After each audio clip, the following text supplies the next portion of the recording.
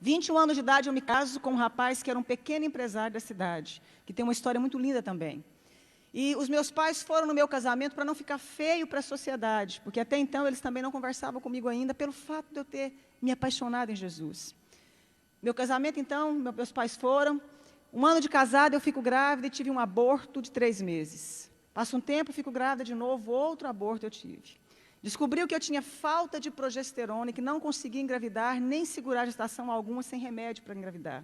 Então, eu tomo remédio, fico grávida novamente, e com 8 meses de gestação, então, eu tomo remédio, fico grávida novamente, e com 8 meses de gestação, justamente no dia que eu completo 24 anos de idade, nasce a minha primeira filha, Letícia, branquinha dos olhos azuis como o pai, linda.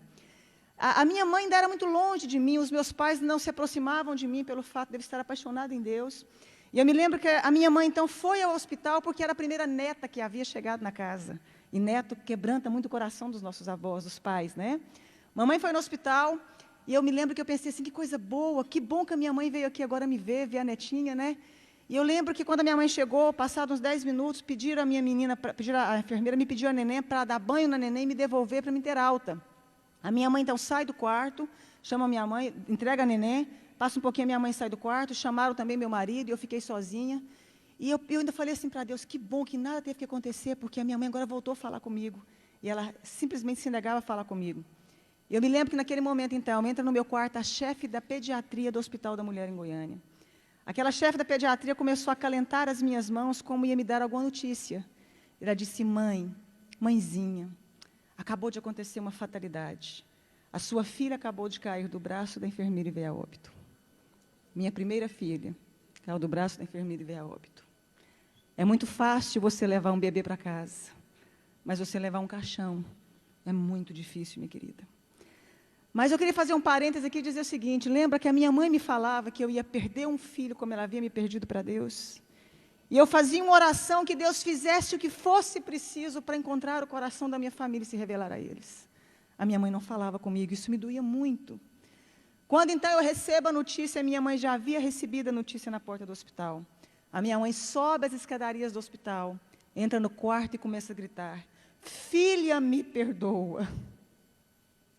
Filha, eu queria que você tivesse perdido um filho para as drogas, para o mundo lá fora, mas não nessa fatalidade. A minha mãe começa a abraçar as minhas pernas, beijar as minhas pernas. Mas foi a primeira vez que eu vi a minha mãe dizer que me amava. Foi a primeira vez que ela me deu colo. Foi a primeira vez que a minha mãe teve tempo de dizer que eu era especial e importante para ela.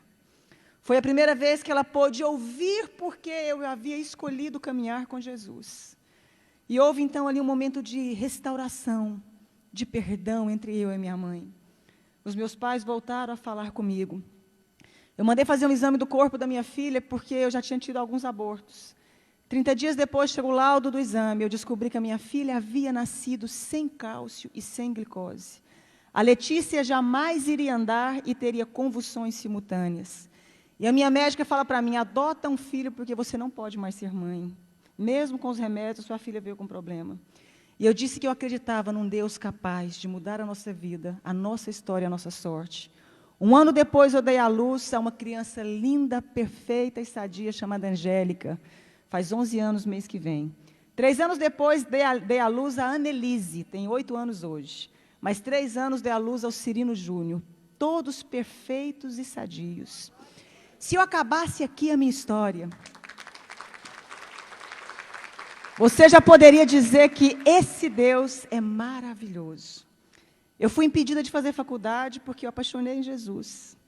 Eu lembro que eu escutava uma frase muito comum, que eu ia casar com um pé rapado e com Zé Ninguém.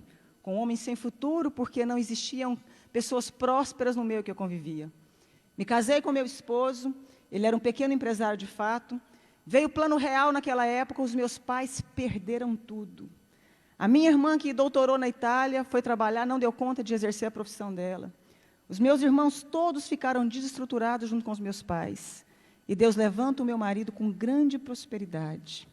Deus começou a honrar um rapaz que até hoje tem a 4ª série colegial e é considerado o maior empresário no ramo de carro no estado de Goiás.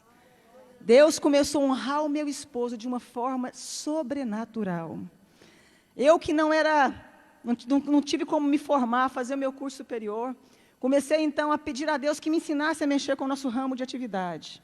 Então, comecei a trabalhar com carro com meu marido. Hoje, nós temos um grupo de 4 empresas de carro, temos uma fábrica que eu desenho, sonho com os modelos das roupas, acordo e desenho, fabrico, tenho uma grife com meu nome. Né? E como se não bastasse, comecei a fazer programa de televisão falando de Deus, falando de como sai de crise, falando de como superamos os momentos difíceis da vida. E aí, autodidata ainda, Deus achou que não estava bom, me fez virar escritora. Tenho 35 livros escritos, 7 deles editados, né? E sou presidente também de uma ONG chamada Mulheres que Fazem a Diferença. Eu pude entender algo na minha vida, que quando a gente acha que a gente não é ninguém, e que não tem como mais resolver a nossa história, existe um Deus capaz de fazer um milagre na sua vida. Existe um Deus capaz de mudar toda a sua história. Para terminar, os meus pais, quando perderam tudo, vieram trabalhar para nós. Meu pai trabalhou como meu motorista há muito tempo, agora eu dei um caminhão para ele trabalhar na cidade do interior, cuidando de frete. A minha mãe é a chefe da minha fábrica. Os meus irmãos, um tempo, trabalharam conosco.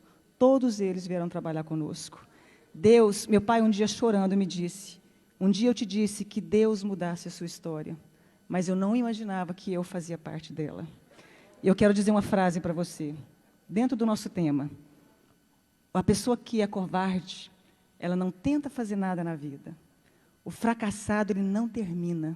E o vencedor não desiste. Você nasceu para vencer.